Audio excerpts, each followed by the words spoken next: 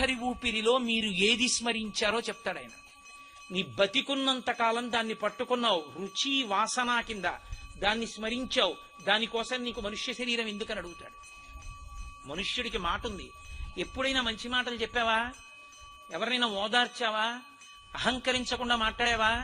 ఓ విష్ణు సహస్రం చదివావా? ఓ లలితా సహస్రం చదివావా? దీనితో పరమేశ్వరుడు ముందు ఇలా కైమోడ్చావా? ఎప్పుడైనా ప్రణిపాతం చేసి నేల మీద పడి నమస్కరించావా? ఈ భుజం మీద ఈశ్వరుడి పల్లకి కొమ్ము పెట్టుకున్నావా? ఓ దీనుడి కళ్ళు తుడిచావా? నీకున్నదాన్ని పెట్టి అవతలవాడు అనుభవిస్తుంటే సంతోషంగా నువ్వు చూశావా? ఏమీ లేని దానికి ఎందుకురా నరజన్మ నీకు? షడూర్ములు అనుభవించడానికి ఏ ప్రాణి అయినా చాలు. నిద్ర, మైథునము, ఆకలి, దప్పిక, జర, మరణము, ఈ 6 సమస్త ప్రాణులకు ఉన్నాయి. కాబట్టి ఆ షడూర్ములు అనుభవించడానికి ఏ ప్రాణి